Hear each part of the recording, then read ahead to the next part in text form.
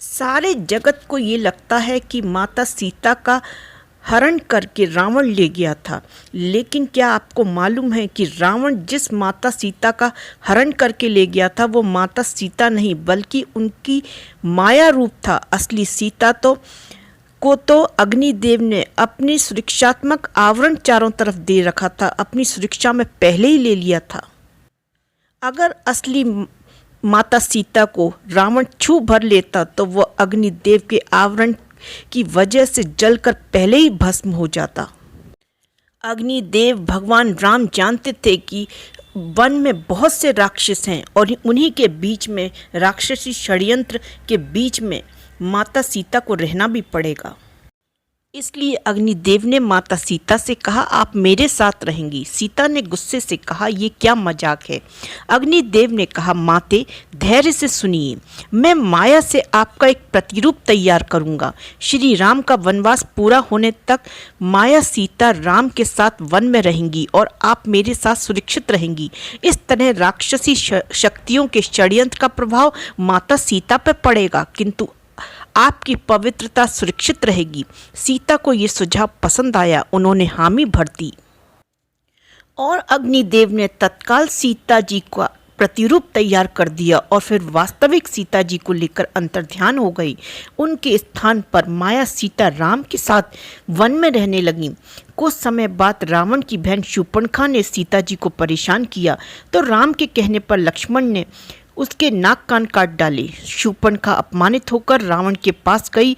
उसकी व्यथा सुनकर रावण ने अपने मामा मारीच के साथ मिलकर छल से माया सीता को असली सीता समझकर उनका अपहरण कर लिया और अपने साथ लंका ले गया। ये कहना कठिन है कि अग्निदेव द्वारा तैयार की गई माता सीता के विषय में राम को पता था या नहीं, परंतु यदि उन्हें पता था तो भी उन्होंने रावण द्वारा अपहृत माया सीता को अपनी असली पत्नी मानकर समर्पित भाव से खोजा और रावण से युद्ध भी किया।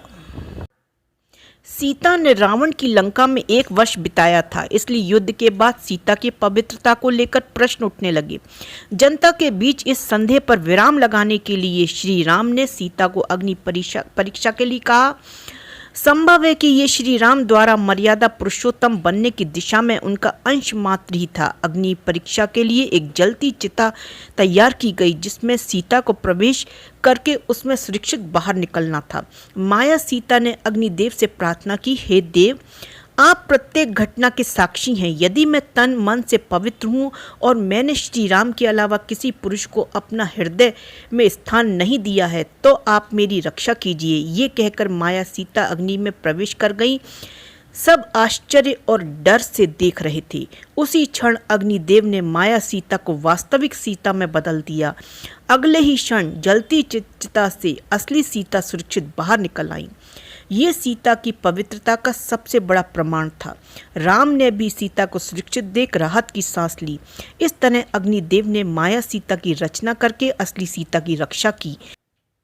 हालांकि रावण अंत समय तक इसी भ्रम में रहा कि वह चालाकी से श्री राम की पत्नी सीता जी का अपहरण करने में सफल हो गया, परंतु रावण ये नहीं जानता था कि अग्निदेव हमेशा एक कदम आगे रहते हैं। आपको ये वीडियो अच्छी लगी हो तो इसको लाइक करना, कमेंट करना ना भूलें और चैनल को सब्सक्राइब जरूर करें।